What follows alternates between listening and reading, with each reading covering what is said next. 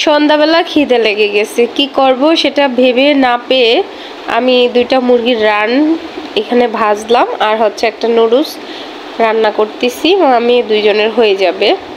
তো এই যে চিকেন 2 পিস আমি খুব সুন্দর করে এগুলা ফ্রাই করে নিয়েছিলাম বাটার দিয়ে, অনেক ইয়াম্মি হয়েছে।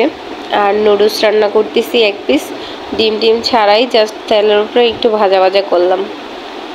কি খাবো সন্ধ্যাবেলা, এই জন্য আর কি এইটুকু আয়োজন, মামে 2 জনের হয়ে যাবে সন্ধ্যার নাস্তা।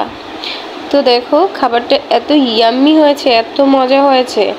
আর এই চিকেনটার থেকে এত সুন্দর স্মেল আসতেছিল যা বলার বাহিরে, একদম বাজারের তান্দুরি চিকেনের মতো লাগতেছিল, খুবই মজা লাগতেছিল, মানে খেতে খুব ভালো লাগতেছিল। সাথে ছিল একটুখানি নুডলসটা একটু ডিম দিয়ে সুন্দর করে রান্না করলে হয়তো আরও বেশি ভালো লাগতো, কিন্তু অল্প সময়ের মধ্যে করেছি, ভালোই লাগতেছে। তো আমার মতো কে কে মুরগি এভাবে খেতে পছন্দ করো অবশ্যই কমেন্টে জানাবা। রান্না করলে তো আমার খেতেই ভালো লাগে না, তাই এভাবেই আমি বেজে খাই। এভাবে বেজে খেতে আমার মেয়েটাও অনেক বেশি পছন্দ করে। আর আমি আগে সবসময় এভাবে বেজে খেতাম, এখন একটু কম খাই, কারণ তেলে ভাজা খাবার আমার জন্য নিষেধ, এই জন্য।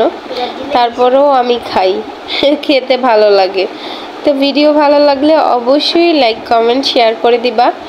অনেক দিন ধরে ভিডিও এরকমভাবে করতেছি না, কারণ শরীর প্রচুর অসুস্থ, এই জন্য সবাই আমার জন্য দোয়া করবা যাতে আল্লাহ পাক আমাকে সুস্থ রাখে, আর আমিও সবার জন্য দোয়া করি। আর চিকেন খেতে চাইলে চলে এসো, সবাই একসাথে বসে খাই। সবাই ভালো থাকো, সুস্থ থাকো, আল্লাহ হাফেজ, বাই বাই, টাটা।